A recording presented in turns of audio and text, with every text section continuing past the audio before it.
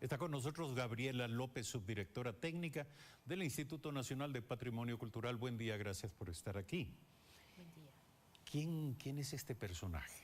¿Quién es y quién fue la momia de Guano? ¿De cuándo datan sus restos? Buen día. Buen día, Eduardo. Gracias por la invitación.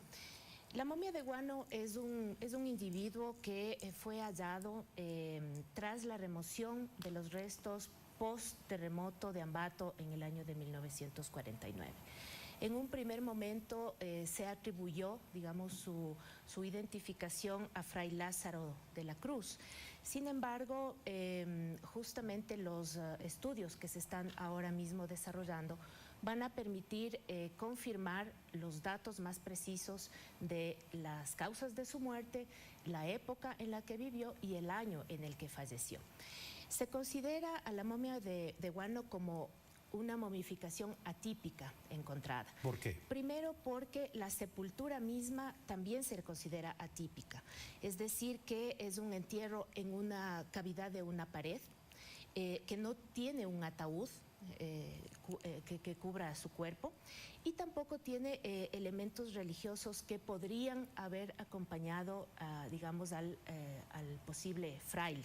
Es decir, ¿qué clase de superficie acogió sus restos como para permitir su momificación? Directamente los elementos constructivos del edificio del convento de la Asunción, que corresponden justamente a una superficie en la que luego se cerró con un material de cal.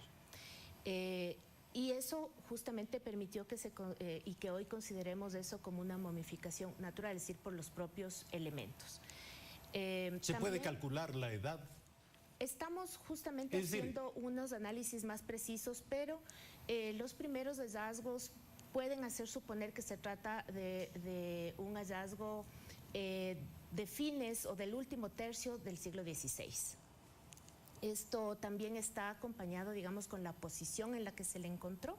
Es una posición de cúbito dorsal, es decir, que está en posición de boca arriba, con la cabeza semi-inclinada y con los brazos cruzados, además del uso de la vestimenta, que también es un elemento que está en análisis para poder cotejar las hipótesis que se han venido manejando. ¿Y esto qué puede significar? Es decir, la posición de su cuerpo. Justamente son, digamos, aspectos que tienen que cruzarse con unos estudios etnohistóricos, históricos, para determinar cuáles han sido también las prácticas funerarias en ese periodo de tiempo.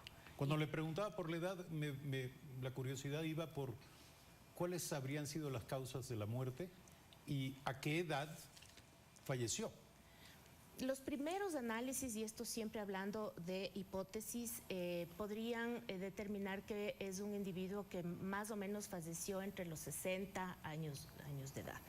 Y la causa, digamos, que ha sido anunciada ahora mismo por el científico francés Philippe Charlier, determina que pudo haber una fístula en su mentón que luego causó una infección más amplia, primeramente en la cavidad bucal, y luego pudo haberse extendido a otras partes del cuerpo, incluido el cerebro. Esa posiblemente es la causa directa de la muerte, pero además los otros hallazgos también permiten inferir que este individuo tuvo otras enfermedades como la poliartritis reumática. Bueno, en aquellos años llegar a los 60 años era bastante. Así es. Entonces, y lo más importante de esta segunda condición médica es que aparentemente la enfermedad es originaria de América y posiblemente esta migró hacia Europa. Entonces estamos hablando de un individuo que podría permitir hacer unos análisis más certeros frente a la historia de la propia medicina. ¿Y su vestimenta qué permite presumir respecto de quién fue el personaje?